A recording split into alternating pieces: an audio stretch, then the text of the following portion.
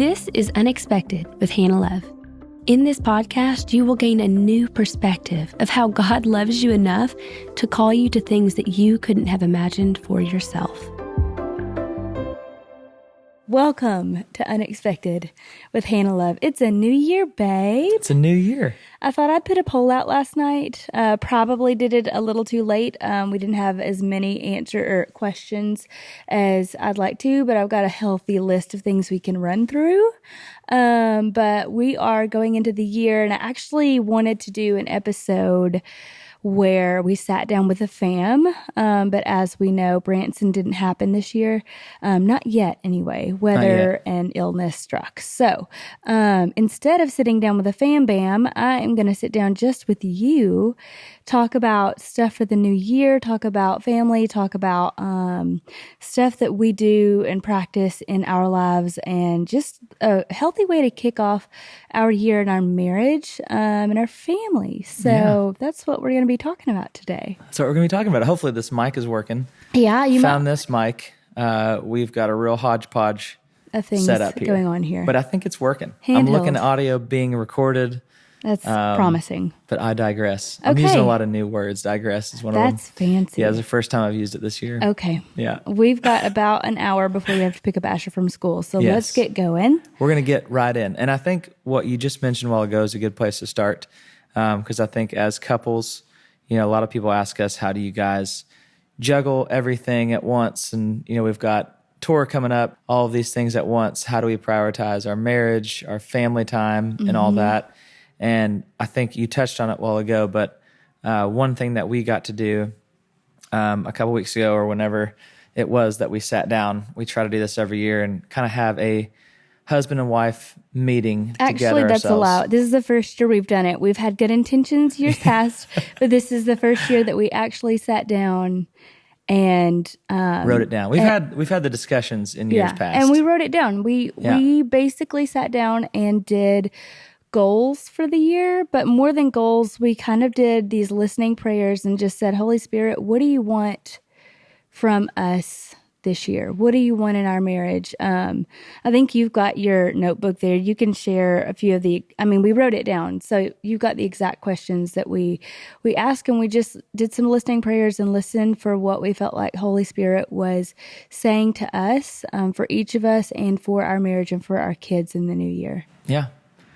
I don't know what I wrote down in there or the questions, but I think the main goal is that I'd like to talk about is how important you think it is to do this, to sit down and to actually, plan out your goals and ask God, like, all right, what is this year supposed to look like? And I think that is dive into that as far as why it's important to do that. And to sit down while I try to open this notebook that is leather bound. Okay. Bolted. Do you want me to hold your mic, or you got it? I think I got it. We're going to see. Okay. No, that's so important. And I think writing it down is important too. Sorry that I made you do that. My handwriting is not that good. But, the stats prove that things are statistically more likely to come to fruition if you put pen to paper and write them down. And so that's why this year I was like, let's write them down. And that way at the end of the year, we can come back and see if we adhered to what we felt like we were supposed to be putting first in the year, and what God is calling us to. If we did good, or if we didn't do good, or if we got to see his hand working. I did this on December 22nd. So this was right before Christmas. But going into the new year, I did write down a lot of my goals for this, what is now this year. And some of those were less time on my phone, more communication with Hannah, read my Bible, and or a book for at least 20 minutes every morning and night. Main goal is to lead our home in 2024.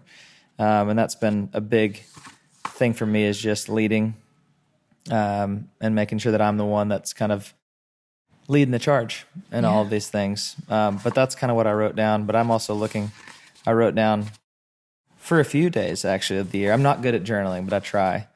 But this one's pretty good. If you want to hear an excerpt. An excerpt? Excerpt. Wow. Are you going to read me an excerpt? Yeah, this is a pretty good one.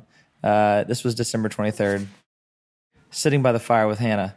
She's looking extra spicy today. She's most fun when she has a bit of an attitude. Boys are playing in the playroom. Hannah is looking at Facebook Marketplace at everything from mini Lux cabinets to Polaris Rangers. There is even a military truck in there. As I write this, I realize how horrible my handwriting has gotten. Wow. And my goals for that day were patience, slow to anger, read 20 minutes, and talk to Hannah more. That's what I wrote down there. Wow. Yeah, it doesn't always have to be something that is groundbreaking. But I do think that, writing something down and having a goal in mind is very important. I agree with that. And just thoughts, because I know, like, reading that back, that's very funny to read. That was what was on my mind that day. You were looking extra spicy, apparently. Hilarious. But yeah, I think also one of the biggest things for me to come in, I know that we're kind of all over the place here as far as what we're talking about, because I think you have that written down actually there. But I see it here. My main goal for 2024, and these were just some things that we wrote down of asking God, what do you want for our marriage in 2024? And some of the things we wrote down were lighting the way for our boys, into the darkness, leading with light. And I think that my main word, this is 2 words, but is slow down. Yeah. That was your word for the year. That was my word for the year. And, as we come up upon 2024 and all that holds already, it's a little daunting to even look at the schedule. It's pretty overwhelming. It's very overwhelming because we've got, the tour coming up at the end of February. For me, and I know that's like this for you, I often get very overwhelmed with looking at the schedule. We're not schedule people. We live by the schedule. Yeah. But one of the fun things that we say around here is that we just go by what we're told, kind of, which is terrible. But especially when you do what you do in an industry like this, a lot of things are mapped out a year, 2 years in advance even. Routing is already mapped out. You've got teams of people who have planned all of these dates. I usually don't know where you are day to day. I usually don't know where I am when I'm there. So I think it gets really overwhelming for people who are not type A, to know that ahead of time your days are already planned in advance for you, especially when you're a 7 on the Enneagram, so you love fun and like excitement, and you love having something to look forward to. But when it turns into something that you feel like you need to do, it's not necessary. It's a job. It's not necessarily like, amusement parks every weekend. Yeah. And mostly I think at this point in our life for you, the sad part is missing home and missing family. Yeah. When you are gone, and the healthier that our relationship has gotten, and just our relationship with home, and this now being very opposite of what it used to be, as far as me coming home to rest. When I was out on the road, it was like, that's almost, I don't want to say it was my happy place, but it was my escape. Yeah. But now that being very opposite, being in a very healthy place of like, when I'm away from home for like a couple of days, I start to really resent whatever it is that is taking me away from home. And I think that that's a very normal thing, but my goal is to really take things slower in every aspect of not looking too far ahead, because you'll never be able to live in the future, because when tomorrow gets here, it'll be today, and you can never live in those moments. You can look forward to them, but taking each moment as they come, being and present, not stressing about that. Sure. That is what I struggle with the most. And it's not bad to look forward to things, because that's part of my personality is, finding, little moments of like, oh, I can't wait to do that. But it's also about really managing those expectations and feeling like, okay, but right now is really amazing, and like just enjoying those moments as they come rather than looking forward to them. And there's 2 sides of that coin too. There's looking forward to stuff, and there's also dreading stuff, which I can get. That's my biggest stressor, I think, is looking ahead and being like, oh, I gotta fly to LA or I got to, do these things that I really don't want to go do. And it may not even be the thing itself, but No, it never is. It's just the getting there. It's the travel. It's the and whole situation of like going and being away. And it's kind of like having homework, when you you remember like school or college and you're like, man, I've got a paper due Tuesday.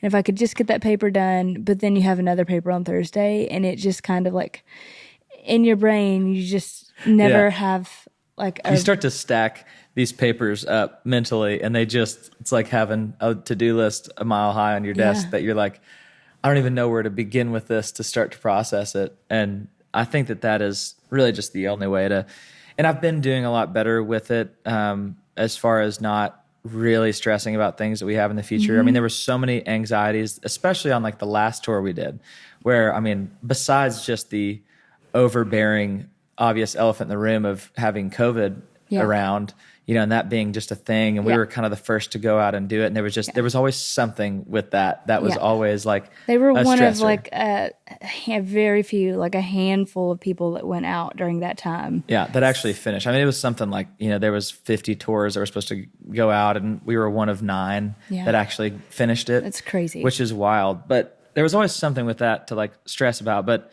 in the midst of that, Dan and I have talked, very in depth about this, about how like, we were not in a healthy place. And it was, the tour was just us like trying to get by, which is sad now to look back on, but it was just like, everything was coming at us so fast that it was like, in our personal lives, in our relationship with each other, on all accounts, it was just like, everybody was just kind of holding on. Well, when you're on a roller coaster and the momentum picks up, all you can do is hold on until the thing slows down, right? Yeah.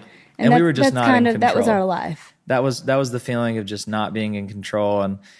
And what made me sad was that tour was so incredible. And I just remember that last show that we had, like walking off stage and like being pretty bummed out, even though it was like one of the best shows we've ever played, and it was like, I hate that for us, but that's also like, you have to that's life not and regret that's learning. that. Yeah, that's life. And now I'm just very thankful that we have this opportunity now to go out and to do it again and to go into it.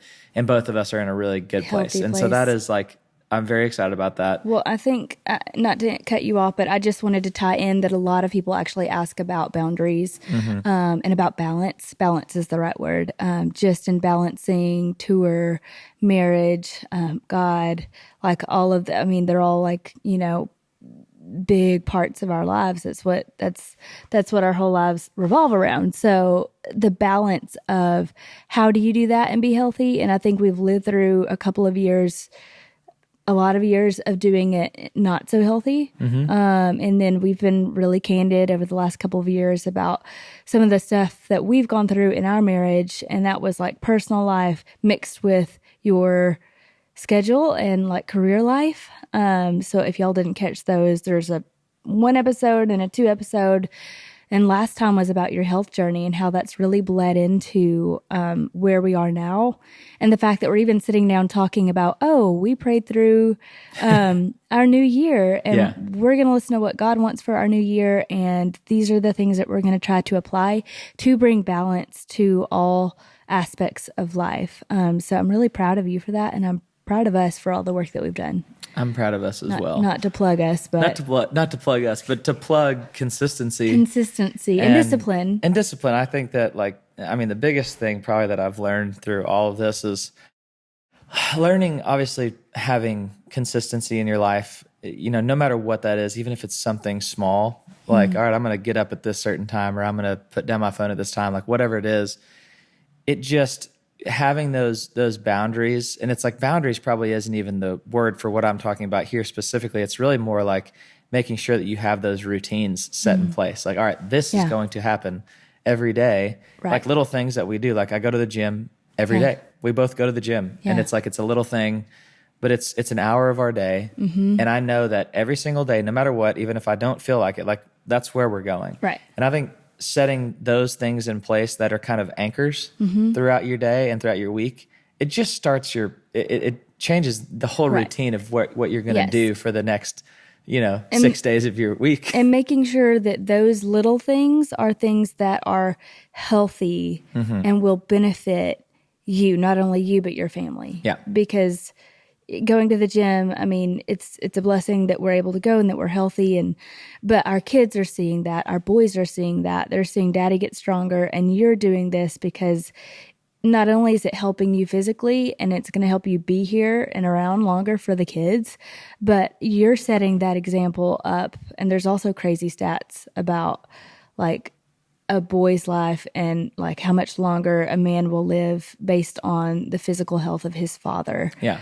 And so those feel like small choices to get up and work out 1 hour a day, but you are impacting the life of all of us. Yeah. You're impacting the way that you lead us, the way that you're showing discipline, and the way that our boys are going to see you living your life. And Yeah. that's the model that they have to go by.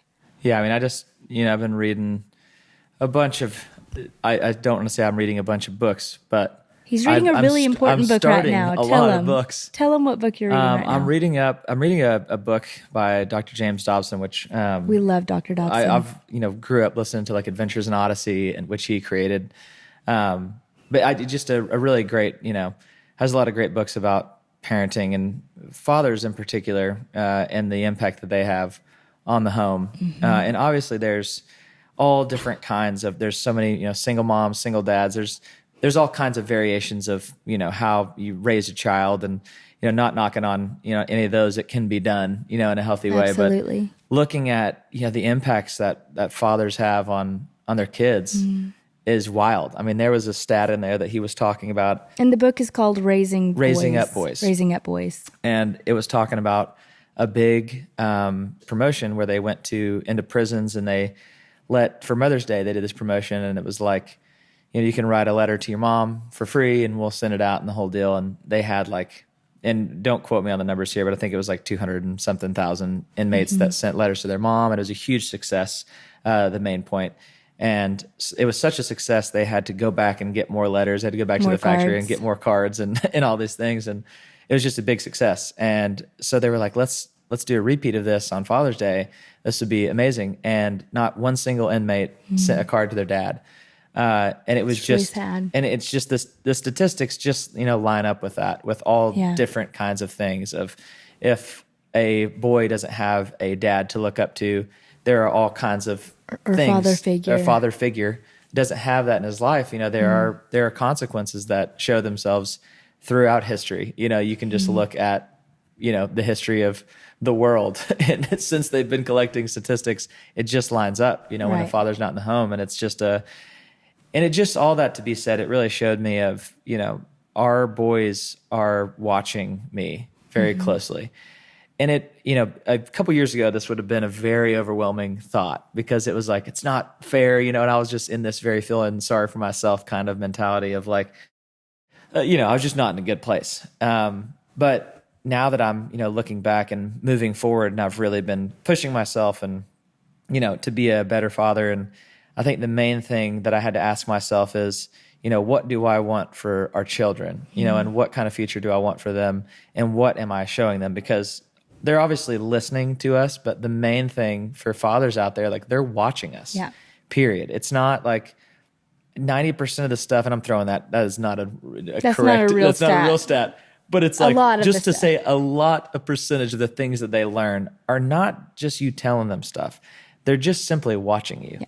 And I have watched that good and bad play out in our kids' lives. I watch it in Asher, and I watch it in Ames. And like, when I was in a much healthier place and some of the, with Ames, and I see some of the things that he deals with much healthier than Asher even does, because Asher didn't see me doing that, and handling it. And obviously I'm dealing with the repercussions of that. And moving forward, we've really been working on that, with Asher and stuff. But it's crazy how much they learn through just your behavior and the way that you react to things. And that was a very sobering thought to me moving forward, of just like, what do I want them to learn? Because if I want them to learn this, then I have to do it myself. And so that was just a kind of kick in the pants of like, I have to do these things if I really want this future for my boys. Right. And so that's been the biggest factor, because, obviously, I had this career to look after, and that I really, I do respect that, and I know that I've been given something that no one has, being able to have a career and get to do it with one of my best friends in the world, and get to do that is incredible, and I'm very thankful for it. But when you start to dive into trying to really be a healthy dad and being there, it's like everything else takes a backseat, Right. and it's like, but I also think that, for the boys, like I really want them to see as well, like, working hard and chasing after your dream, that is also important. And so I also want to make sure that I am putting Sure. priority on my career and my relationship with Dan and all these things, making sure that that is also at the forefront of like, hey, this is very important to Dad, and working hard is important, and showing Right. up and doing the things that that you said that you do is very important. And that's what I'm really proud that like Dan and I have gotten to this place where like, we both have a common goal. We might not agree on everything, but we have a common goal, and we love what we get to do.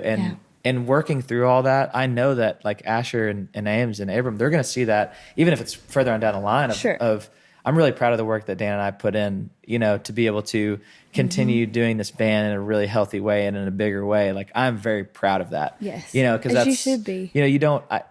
I feel like as I was getting to a healthier place, it was kind of like, oh yeah, like the band doesn't matter. I was trying to tell myself like, the band doesn't matter because I've got my family and all these things, and like that is true to a sense of like that my family is the most important thing.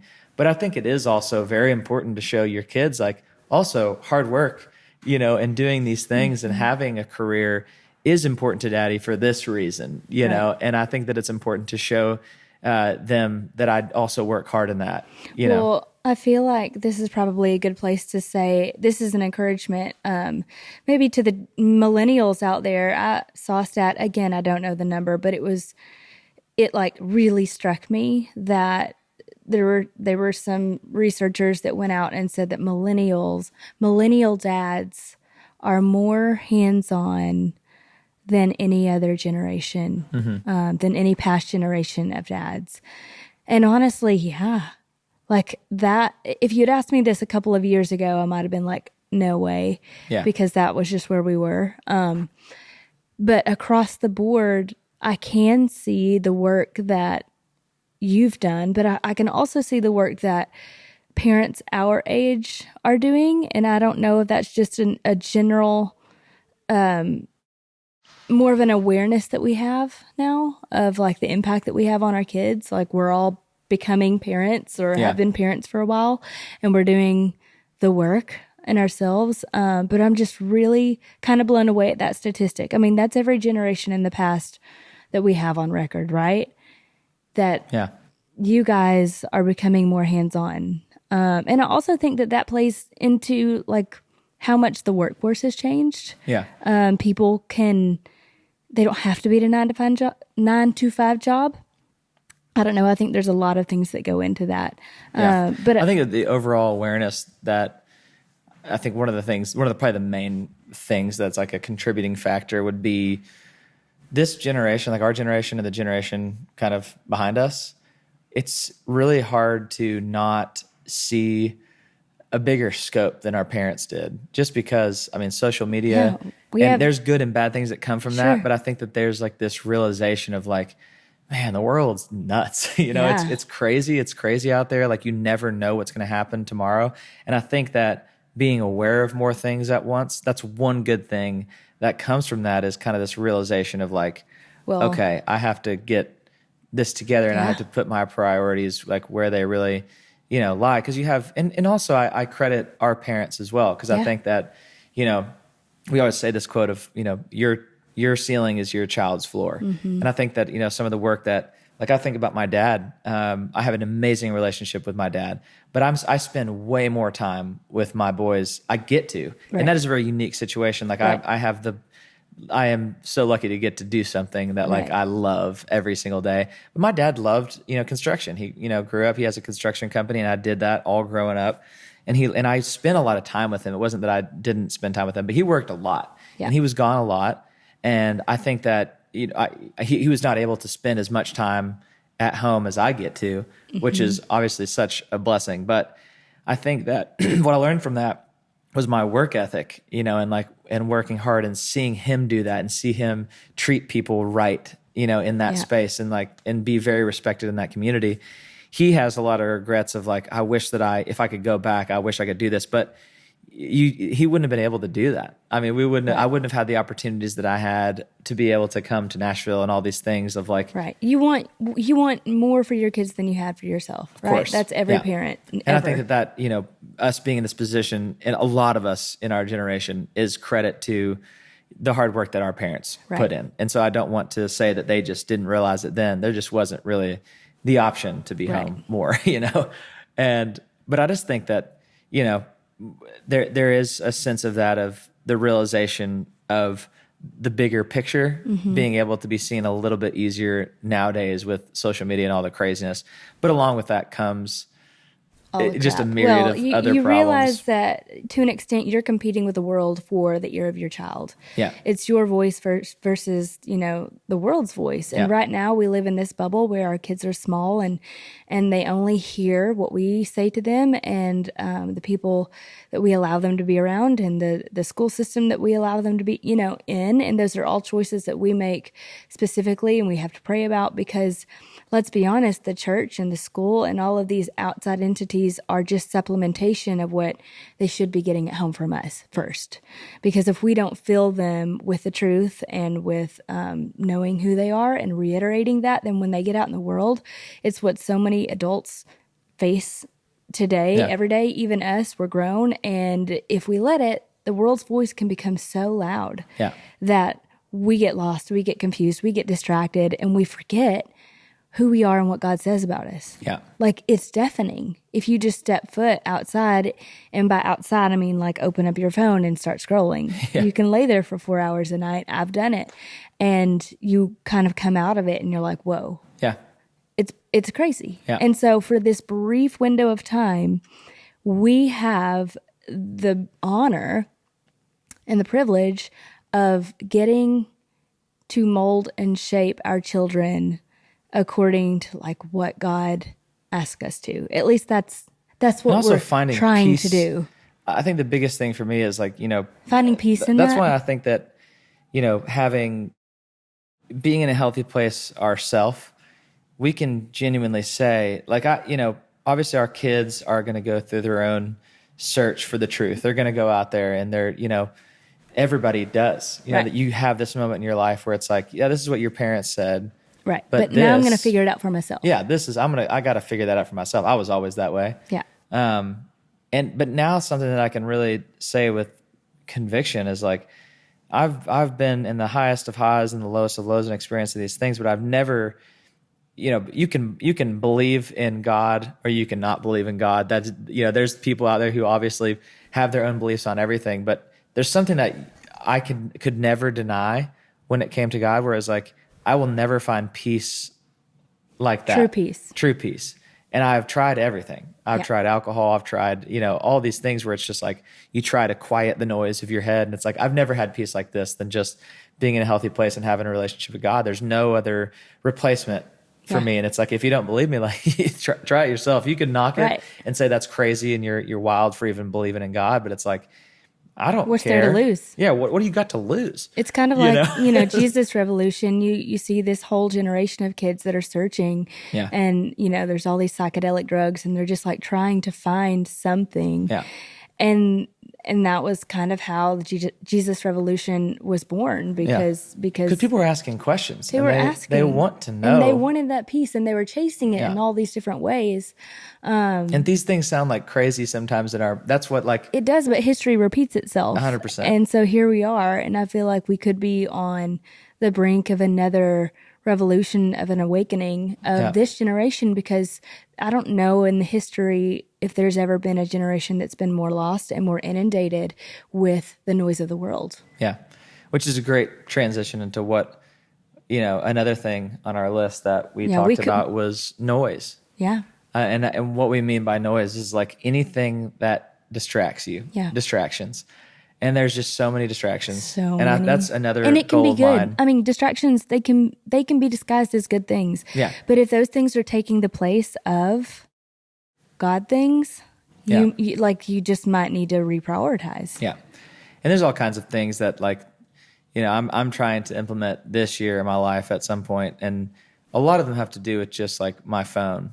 Yeah. Of just like this mindless, like it steals so many of my hours of the day that I'm just like, man, what a great tool, but also what a dangerous tool that we have. Yeah. It's like we're sitting here recording a podcast and recording a video that people are going to watch on their phones. It's like it's such a fine line of, of healthy information and ways that people can get better. But there's also, in the midst of that, there's just so much crap. And it's like, I don't know. I sometimes, feel guilty because it's like, I'm contributing to that of what people are like probably being distracted by, but at least it's like, it's truth. And I know that it's stuff that, well, the world's going to put out everything, you know? right? So the bit that we can do, like the part we can play, can be just like putting out their real truth, which isn't my truth and it's not your truth. No, it's the only truth. Here's the thing.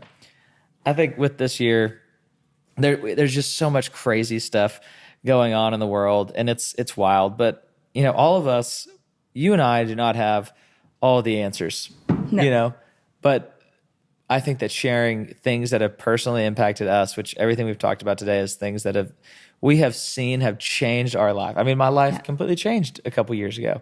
And it's wild. Like I stopped drinking, and that was not really even my intention to be like, I'm going to go fully sober. Yeah. But here I am. Like I've had like, a couple glasses of wine in the last 2 years. Yeah. It's coming up on 2 years this summer, which is just like amazing. It just flies by. But it's not like, I wasn't even trying to do that, but I just found that getting rid of that distraction, getting rid of that thing in my life, what that bred were so many good things. And it was just, I don't know. I think that it's really important for, people though to hear kind of our story and what we've been through, because, we're just trying to lead a healthy life and find peace and find truth. And we want to be really, I think the biggest thing for me is you want to find peace in the moments. Yeah. Because I think that everyone's like, oh, we can do this and you get these things in place and we could start this and we could do this company and we can start this business, which we can get excited about. I mean, the Moonies, we'll get fired dreamers. up. We're dreamers. And I think that making sure that, and all that stuff is fine. I think it's a blast. Like, you and I have talked about wanting to renovate a house for fun, like do these things that are, not only just like investments, but we think would be really fun. Sure. But there's also the flip side. Yeah. And of the time. Of the time. Well, and this is I think my thing for the year is God is really calling me to like come deeper, but also wisdom. Like that just keeps popping out to me. And I just want to make sure that everything I do, I do it with wise choices and with discernment. And even like the house thing, I think, we could do it. And if you want to like write a pros and cons list, it's like we have the resources, but do we have the capacity? Like we literally could do it, but what would that cost us in terms of our time? Yeah. What would that cost us in terms of like our stress levels with like making more decisions when we already have a loaded year? Like, is that the wise choice when we have 3 littles? Yeah. And like short time with them. So it's just that stopping and asking, that's major for me in the last couple of years. It's just been stopping to say, hey, I should pray about this. I should ask Holy Spirit, like, yes or no. And like the more you work that muscle, the easier it is to hear that voice of like, maybe that's a wait right now. Like not a no, just like a pause. I mean, we've got some wind. We're going to stand by for the hurricane that's coming outside. One thing I do want to ask you, or I do want you to talk before about. Before I fly away. Yes, before you fly away. Is I have a lot of women who ask about relationships, ask about husbands. And one thing I'm so thankful for you for is your transparency. And you've been really honest and vulnerable. I think for a lot of men that can be hard to be vulnerable about things that paint you in not the greatest light, but you've done that, and I think you've changed lives, and I think you will change lives because of doing that.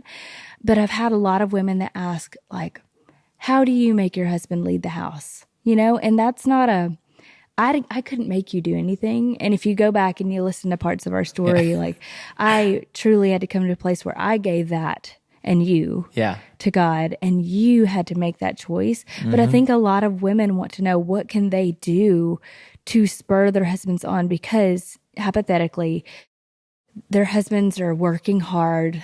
They're working 9 to 5 jobs. They're coming home. They're tired. They don't have energy to play with their kids. They don't want to be nagged about taking out the trash and doing the work that, the moms, like, they don't have the energy to do the outdoors. You know what I mean? Yeah.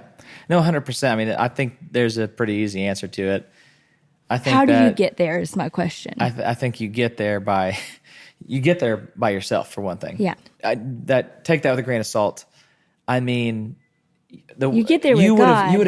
You wouldn't have been able to get me there, convince me to be a better leader or to get my life together. There's nothing I could have said or There's done. nothing that you could have said or done. I had to come to that place. And I think that there's obviously, like, there was a couple times where I was just like, I really felt like, dang, I'm not doing a good job. And that was like, I could tell because, you didn't tell me in words, but like, I knew I was not doing a good job. And I think that weighs heavy on a dad. But it's just really hard because you would just hope that obviously their, wife would be, prayer is a big one because I think, I have a praying mama and a praying wife, and I know that influenced it. Because that, ultimately I had to hit this rock bottom moment to be like, I can't continue on this path because I know where it leads. I've been going on it for a long time now. Right. And I had to get to this place where it was like, choose, like either go this way. And, I don't want to use heavy words like divorce or like, these things that are scary, but it's like, that's where that leads. I know where that's going. Like, would you say that you would write a pros and cons list and say, what's the most important thing to you in the world? Like, what do you value more than anything else? Yeah, I think if the wife did that, it's a little like... No. I'm not saying the wife. I'm saying for husbands. Oh, yeah. I'm like, if they honestly that's... sat down with themselves, wrote out a list and looked at it, and then said, now, what has to change to make that a reality? For sure. And I think that there's, it's really tough to say for like, different situations with different people. I think for me, like, you never gave me necessarily an ultimatum, but I knew that there was one in place. You know what I'm saying? If after time, it was like, you can't. Well, I knew it was wasn't an happen. ultimatum. It was the reality of, if you keep living this way, I will continue to distance myself from you. I just knew the ultimatum being, I knew what the result would be, and it would just be furthering us, like not being close. Right. There would just be more problems. I knew where that road led, and it's like, I didn't want that. And I feel like most husbands, they don't, I can't speak for all husbands, but I just know that like, there's a point where it's like, you start asking yourself really hard questions of like, what am I doing? I don't want to keep doing this and feeling like garbage, and knowing that like when my wife is ticked off at me, knowing that it's warranted, you know what I mean? Like, you can tell yourself, you can feel sorry for yourself for like a while, but you get to this place where you just kind of feel like crap, and you're just like, it only goes one of two ways. I either like go and I can live this life and be an immature, like, with no good decision making and like just continue down that path. You can go that way, or you're going to need to make some changes. And I think that was, kind of where I got to, where it's just like, I know where this road is leading. Like, I can't keep doing this and keep feeling this, like having no peace, and kind of turning to, I don't want to say that I was an alcoholic, but I think that was like one of the things that I used to like cope, Yeah. And it's like, it was also in a time when it's like our tour got ripped out from under us. There was like there's a lot stuff, going on. It's like, I also try not to like harbor guilt toward myself and like resentment toward that side of me. But there, that's how I felt at the time. Mm-hmm. And it was just like, I had the decision to make whether or not to just like, I could stay that way and feel sorry for myself and go down that road, or I knew what I had to do to change. Right. And it started for me with just my physical, like, all right, I know that, me drinking and turning to these things, I know that that's not helping. It's making it significantly worse. I can't sleep. Right. My anxiety is through the roof. I'm having panic attacks. It's like, all right, let's maybe try not doing that. And I pulled that away and putting discipline in my life and replacing the things that were not helping with things that helped. Right. And it was like, I think that is kind of the biggest thing for people trying to look, make a change. And ultimately, I'm trying to answer your question as far as what wives can do. But I think that someone, when they want to make a change, they think, okay, I'm going to do this, and then everything will just, be okay with the world. No, it's like But losing weight. It's Yeah. It has to be very incremental. And if you think of it like this, this like kind of changed the way that I thought about really everything. You're either going one direction or you're going the other. And I don't mean that 1 degree off. I mean just like you're either getting better or you're not. And there's not like you're either consistently getting better, and whatever happens in between there, like I screwed up and ate the wrong thing for a couple nights, but it was like I was going this way and that was it. Like it's only up from here. Like I'm going to work out, I'm going to get my life together. And it was just, sure, there were variations, but once you have those disciplines in place and you're going the right direction, it could be 1% better. If you get 1% better every day, you're getting better. I mean, it's not a complicated thing where it's like, just get a little bit better. Make this decision. Right. Make one right decision. You're gonna make some other ones that are not so good. But the difference in that is like my life before was like one bad decision after another, and even when I did one good decision, you're either going this way or you're going up. You verbalized to me one time that it was overwhelming to you, like the weight of it, of changing, of doing better, of even.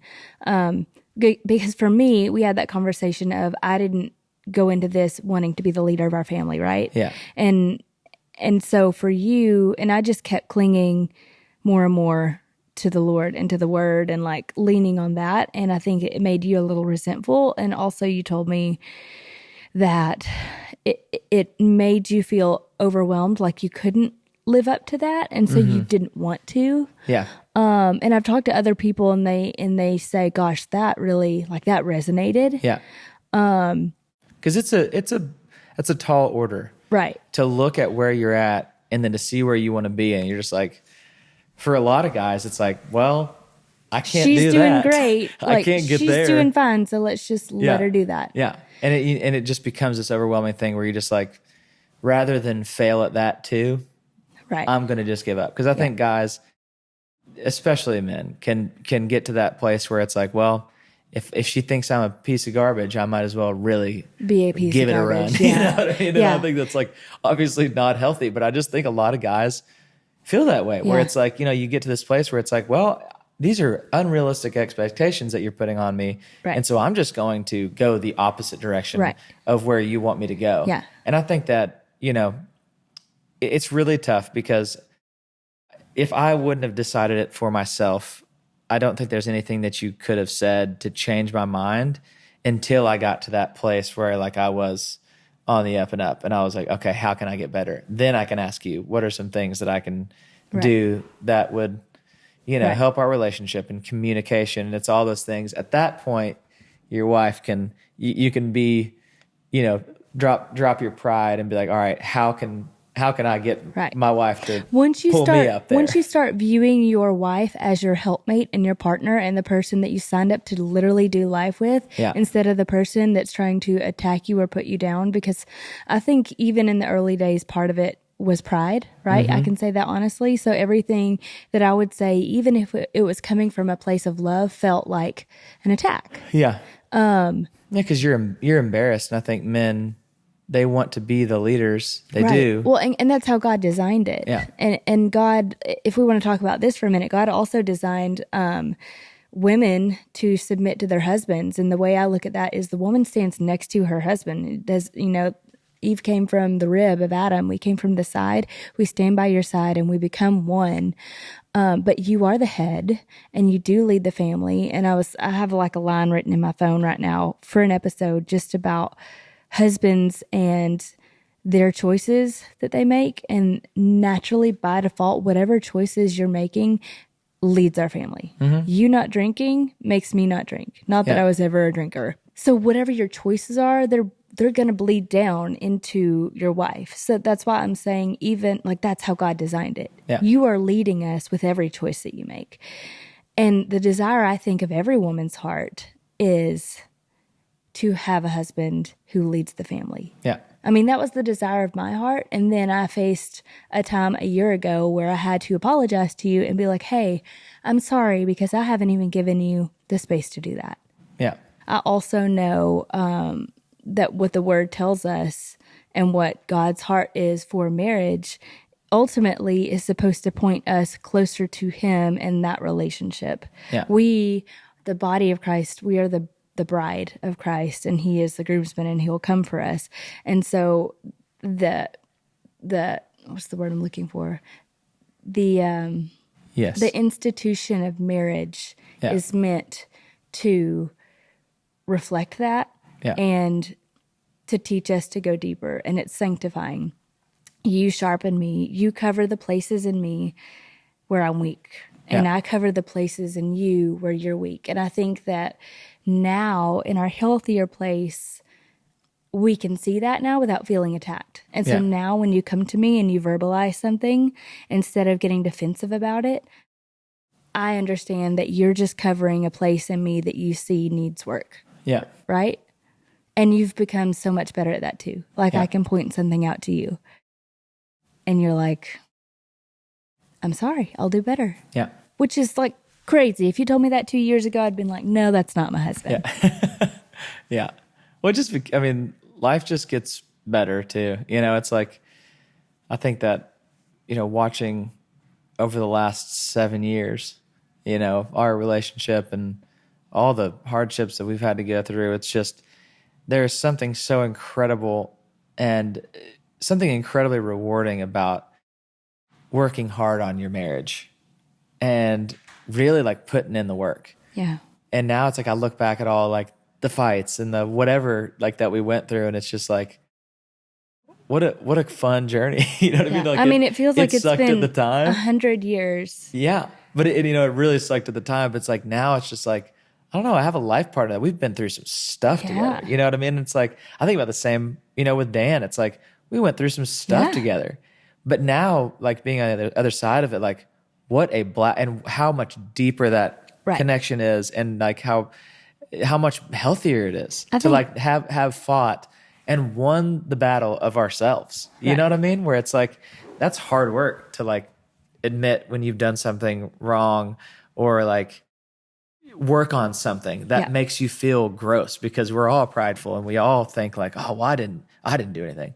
It's like, well, you did, and you might not have even meant to do it. Like that is marriage. Like that is being like, all right, I didn't mean to do that. But when you start to look back on it, it's just like, it doesn't matter if you meant to do it. Like you made that person feel a certain type of way. Right. And that's wrong. I think the most beautiful part to me is that our kids, especially Asher, is old enough now to like really see us. And I'm just really thankful that even though he saw a lot and not a lot, but like he saw the unhealthy version of us, I don't think he'll remember a lot of that.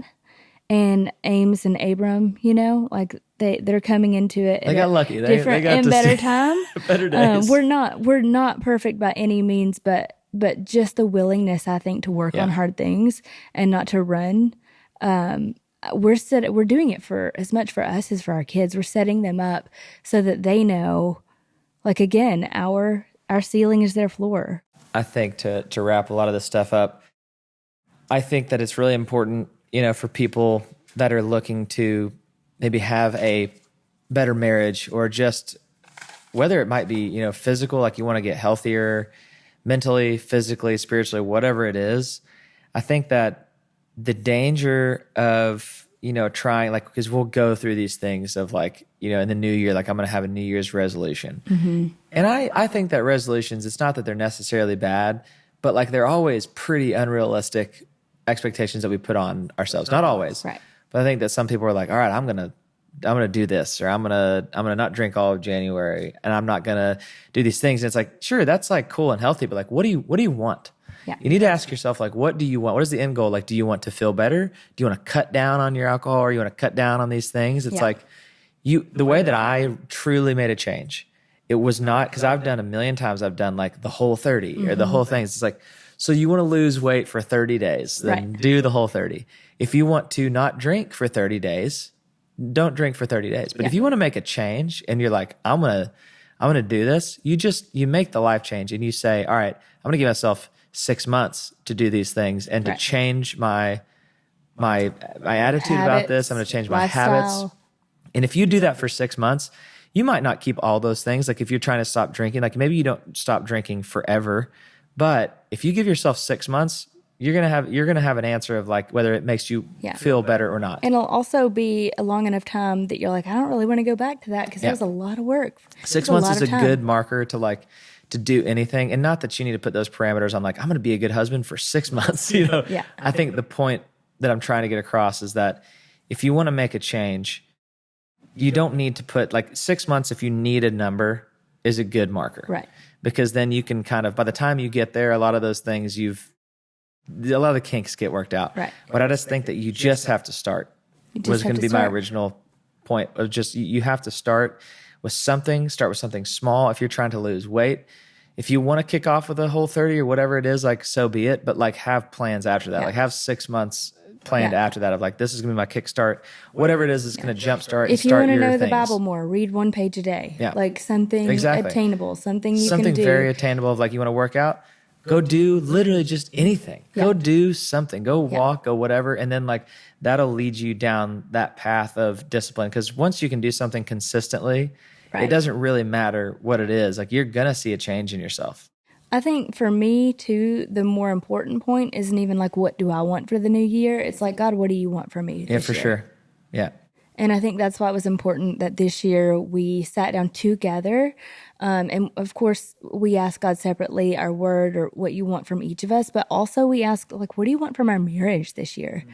Like, what do you want to see in us? What do you want from this partnership? Because that's really what it is. Like, what do you want? It is. And it's also, it's not even about us, right? Like the year's not even about us. If we're living for Him, if we're living for the kingdom, then like we need to be asking, what more can we do? Because I want to go to heaven one day and be like, well done. You did everything I sat before you to do. That's what I want. Yeah. And so I love that we started the year that way. I think anyone could do that. We're still like in the first couple of weeks of January. It's going good so far. Well, we're going to do it, guys.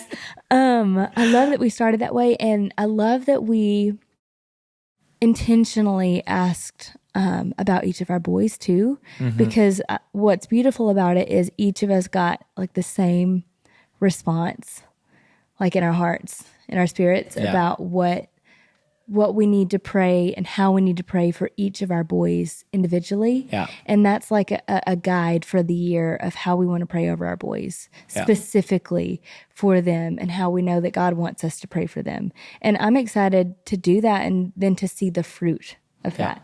So that's an encouragement for married couples to begin their year. And really quickly, I think we've answered a lot of these. So I'm just going to read off a couple and say what we have hit. It said, do y'all set New Year's goals? Yes, we do. We did this year. We'll see where that gets us. Yeah. We'll read those back at the end of the year, see how it worked. 2 versus 3 kids. I mean, I don't want to get into a long thing here. I think I polled a lot of people while pregnant with Abram. So at that point, we were already committed. Yes. But I polled a lot of people about the 1 to 2 children versus 2 versus 3. And I heard from most moms that 2 to 3 is nothing compared to the 1 to 2. Because 1 to 2 really blows your mind.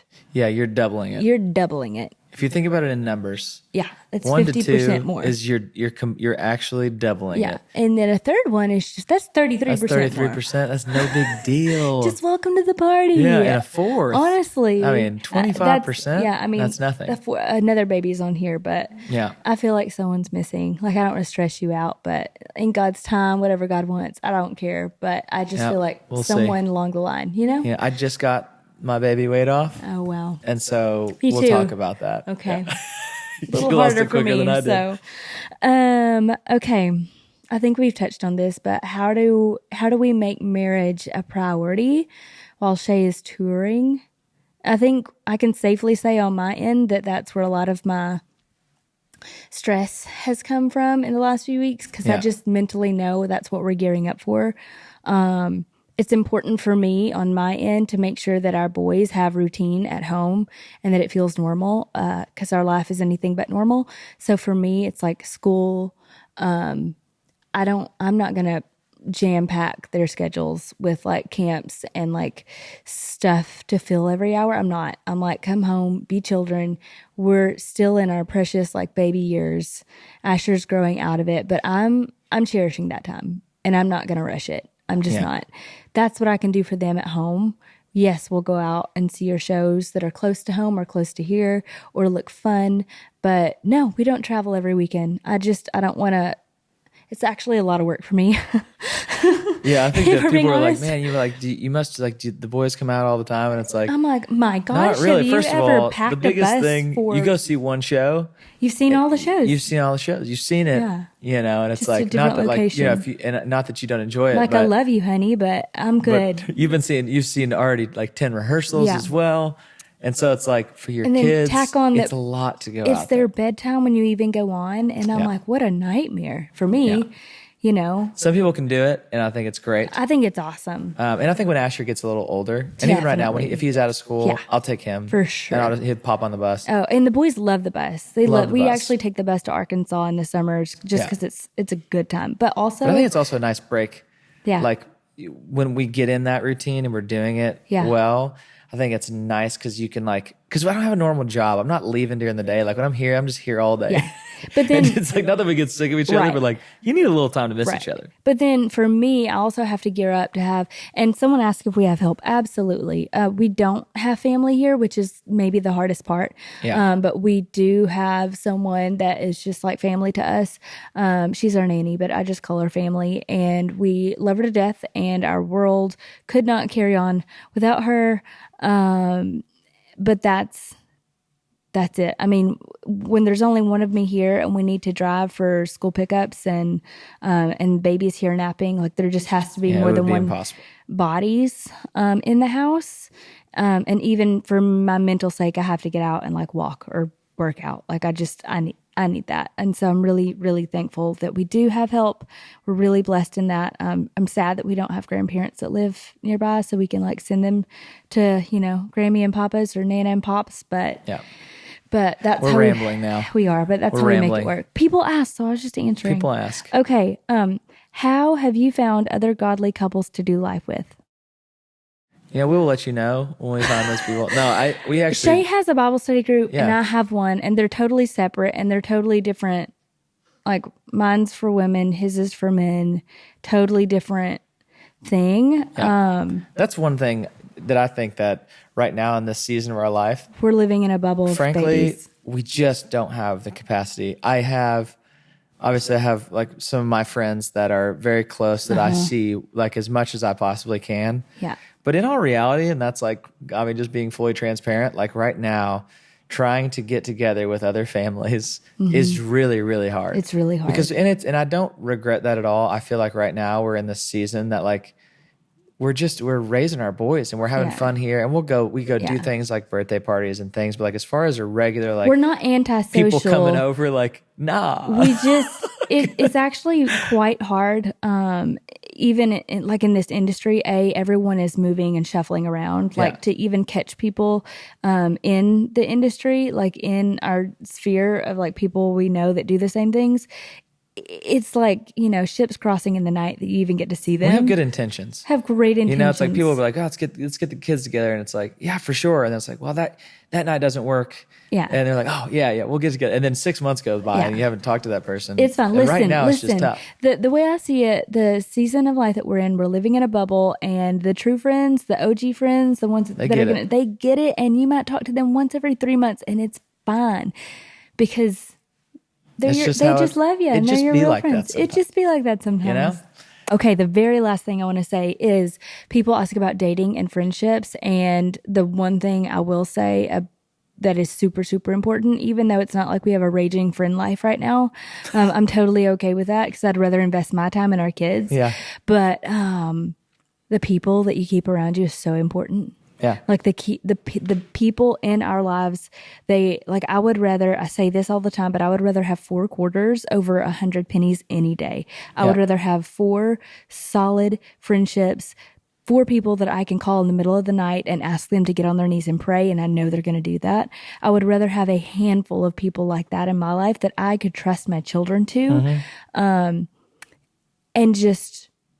have that and be secure in that and be like, Well, you have to know that you become, You what bec- is it, the you- 5 you people that are become around you? the- Or the the- 4 people that are around you? yeah, like the median. Yeah, I mean, you become the medium people of the that you 5 spend the people most- that you're around the most. That you spend the most time with, and it's like, ugh. Yeah. You know, it's like there was times in my life where I was like, no wonder I was not killing it, you know? Yeah. And I think that is and just there important. Is, as a wife, there is a nice way to be like, maybe you could like limit your time with, you know. Sure. So-and-so. Sure. I'm afraid to like call an imaginary name because someone out there is going to be named that.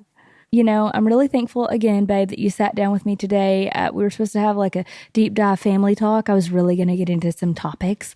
But this was the most unprepared. It was. We barely got this set up. Again, you can probably tell we're not planners just by this interview. Yes. But I did want to sit down, and I'm thankful that you're always willing to sit and be vulnerable and share. And again, if you haven't caught the first episode and the second episode, Shay and I start at the beginning of how we met. The first few years of our marriage, and then the second part is really your health journey and where that began. And this is really just an update. And this is an update. This is just part 3, and we'll probably have 4 or 5 or something down the road. I don't know.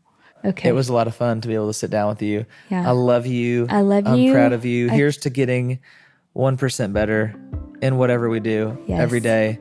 Onwards and upwards. 2024. It's going to be a great year. Let's go. Thank you so much for listening today. If this episode has encouraged you, please feel free to share the show with your family and friends. There's a lot of stuff going on in the world today, and my hope is that this show is a candle in the dark.